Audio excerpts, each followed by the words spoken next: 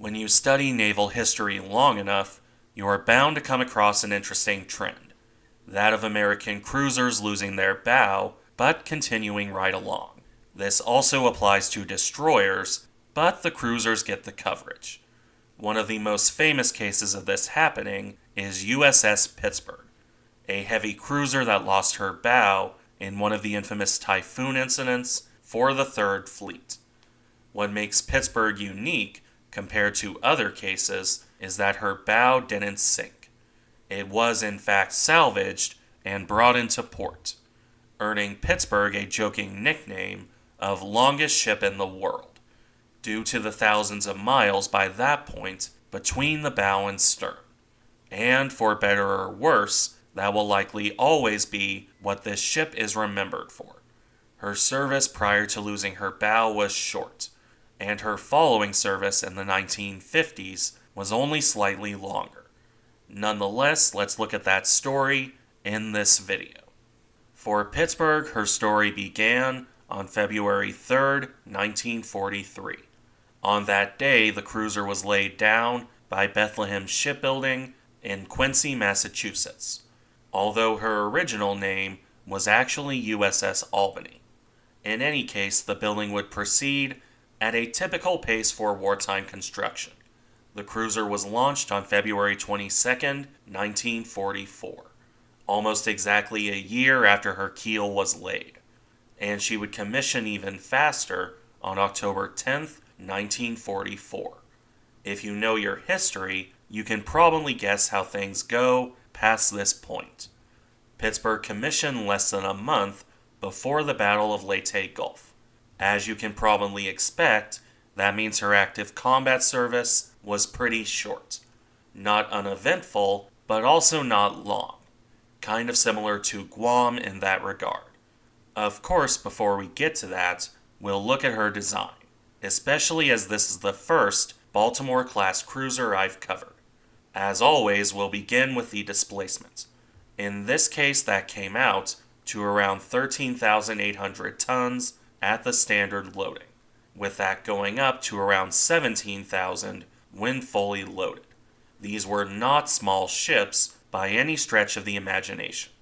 That displacement went towards two things: a heavier gun battery and heavier armor protection. In the case of the weaponry, this doesn't seem much at first. The main battery consisted of the same 3 triple turrets that had become standard on American cruisers, from Northampton through New Orleans and now into the Baltimore class.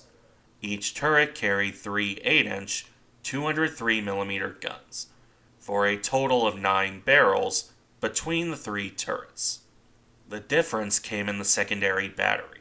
This was 6 twin mounts for the legendary 5-inch 38 caliber gun, one mounted ahead of the bridge behind the bow turrets, with a matching mount aft of the stern superstructure. The remaining 4, meanwhile, were spread around the ship, 1 pair on either side of the bridge and 1 pair on either side of the aft superstructure, a total of 12 barrels in all, compared to 8 5-inch guns on the older cruisers. The remaining weaponry was rounded off by the traditional swarm of lighter guns, most often 12 quad mounts for the 40mm Bofors, and a further 20 or so 20mm cannon. The number of both weapons would, of course, vary on ship or time period. Now for armor protection. That came out to 6 inches on the main belt, with a deck of 2.5 inches in thickness. For comparison, most previous cruisers ranged from 4 to 5 inches on the belt, an improvement, although not a massive one. As for the speed, that remained about the same, 33 knots on 120,000 shaft horsepower through 4 shafts. And that rounds off the design. Now let's look at the service history. While this began on October 10th, 1944, there was still work to do. As with any ship, Pittsburgh had to undergo sea trials and working up. In her case, this would keep her off the East Coast and in the Caribbean into the new year. In fact, the cruiser only left Boston to sail to the Pacific on January 13, 1945. After transiting the Panama Canal, Pittsburgh arrived in Pearl Harbor in late January. She would remain there for a little while before moving on. This involved some gunnery practice to keep the crew sharp for the conflict ahead. Because after that was done, USS Pittsburgh set sail into the Pacific, where she would join Task Force 58 on February 13, 1945. She joined up at Ulithi Atoll, specifically grouping up with USS Lexington in Task Group 58.2. This group, along with the rest of the fast carriers, sailed on one of the earliest raids on Japan itself. That consisted of airstrikes on airfields around Tokyo on February 16th and 17th. The goal of this operation wasn't to scare the Japanese or to do real lasting damage. It was to support the February 19th landings on Iwo Jima. Hitting the air bases would help prevent Japanese air attacks on those landings. Regardless, when that was done, Task Force 58 left Japanese waters. They would arrive off Iwo Jima in time for the landing, allowing Pittsburgh's group to support the Marines as they fought their way ashore. Although, in addition to directly supporting the landings, the group would also return to Japan. Further air raids near Tokyo took place on February 25th and March 1st to round out the operation. At least it rounded off the support for Iwo Jima. It wouldn't take long for Pittsburgh, still with the carriers, to return to Japan. Departing Ulithi on March 14th, the group arrived on March 18th. They would then launch strikes on Japan on the 18th and 19th.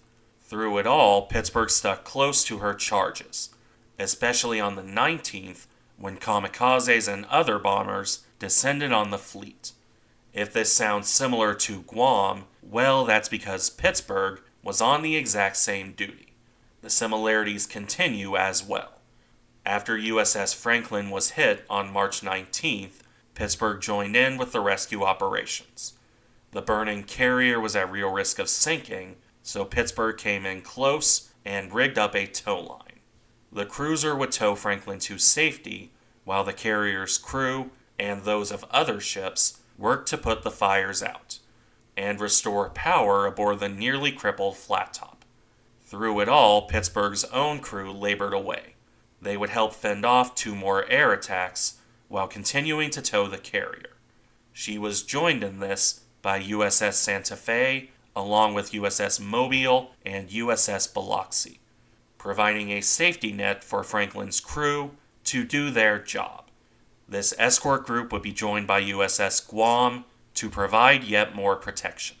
In the end, of course, Franklin's crew would save their ship, with help from her escort. As a result, Pittsburgh was able to cut the tow line on March 20th, as Franklin could now move under her own power. Through this heroic effort, Pittsburgh's captain, John Gingrich, had remained at his station, a display of professionalism that deserves to be remembered. As for his ship, Pittsburgh would return to her old duty, continuing to escort the other carriers as they shifted to the Okinawa operation. From March 23rd through April 27th, she performed this role admirably. This would have involved shore bombardment and fending off kamikazes. Pittsburgh and her crew did their job well, and the ship wasn't damaged at all. She even put her own scout planes to use, picking up downed aviators. However, there would only be 2 more notable events for Pittsburgh in the Pacific War. First, a return to Japan on May 8, 1945, for more strikes on the home islands. Then on June 4th, well, the thing she is best known for better or worse. A typhoon kicked up, and Third Fleet sailed into it. This storm, variously called Typhoon Viper or Typhoon Connie, was dangerous. Not to the same extent as Typhoon Cobra, but it was not a small storm either. Pittsburgh would probably suffer the worst in this weather. On June 4th, the storm battered the cruiser. This included 70-knot winds and 100-foot waves. When I say this was less bad than Cobra, that's more in relation to how bad that storm was, not to Connie being anything to sneeze at. In any event, Pittsburgh suffered. Her starboard floatplane was blown off the catapults and smashed into the deck. The second deck buckled under the strain of the storm. And then the worst hit when two massive waves slammed into her bow. This thrust the structure upward before wrenching it off entirely. By some miracle, not one man was lost during this, not when the bow tore off, and not during the rest of the storm. The crew, despite the terrible weather, shored up the bulkheads. Pittsburgh didn't flood as the cruiser steered around her detached bow. The bridge crew kept the ship quarter on to the storm, using every ounce of power the ship had. For 7 hours, they continued to steer the cruiser while the crew shored up the bow, at which point the storm subsided and Pittsburgh limped off to Guam at around 10 knots. The ship had survived and her crew was okay, probably tired and battered, but still alive. However, the cruiser was out of the war. After emergency repairs at Guam, including a false bow, Pittsburgh sailed home. She would arrive at Bremerton on July 16, 1945, and would still be under repair when the war ended, during which an investigation concluded the bow broke off due to faulty welding, a consequence of the sheer speed that this ship and others were built at the time. As a result, Pittsburgh was put in reserve on March 12, 1946, and then decommissioned for a time on March 7, 1947. Interestingly, back in 1945, her bow had remained afloat after the storm subsided. A tow line was rigged up, and that detached structure was towed to Guam. Nicknamed McKeesport after a suburb of Pittsburgh, it was salvaged at Guam. Because of that, Pittsburgh earned a nickname as the longest ship in the world due to the thousands of miles or kilometers between the ship and her bow. Although, near as I can tell, that bow was just scrapped at Guam. The caption of this picture says it was restored to the ship, but nothing I've read indicates this. If anyone has other sources, by all means let me know. As for Pittsburgh herself, she would be in reserve into the early 1950s, only recommissioned on September 25, 1951, in the general buildup for Korea.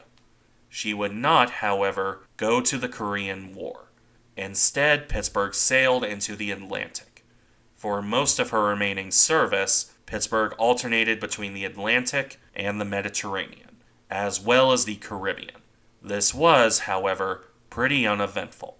As could be expected, it mostly consisted of training and goodwill voyages, broken up only by a voyage to the Indian Ocean in January 1953, one of the aforementioned goodwill voyages. After that, the cruiser was in Norfolk in May 1953 for a modernization, after which she rejoined the Sixth Fleet in the Mediterranean on January 19, 1954, only to set off on another Indian Ocean voyage. When that was done, the cruiser returned to the East Coast for the summer of 1954, which was mostly quiet aside from a collision with another ship in the St. Lawrence River on July 29th. The damage was fairly minor and quickly repaired, allowing Pittsburgh to sail on her last tour of duty and her final return to the Pacific. On October 21, 1954, she sailed into the Pacific, reaching Pearl Harbor on November 13th before sailing on to Japan, where Pittsburgh would join up with the 7th Fleet on November 26th, the first time she'd been near Japan since the bombing missions in 1945.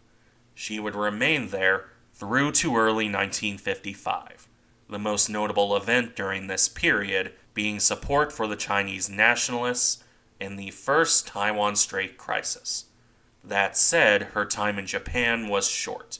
Pittsburgh left on January 16, 1955, to return to the West Coast for some minor training work. That concluded on October 28, 1955, when the cruiser was put into reserve, where USS Pittsburgh remained until ultimately being decommissioned on August 28, 1956. However, the ship would have another couple decades sitting around in reserve. Pittsburgh was only stricken on July 1st, 1973, and sold for scrapping on August 1st, 1974. Thank you for watching. Remember to like, comment, and subscribe if you enjoy the content, and I'll see you in the next one.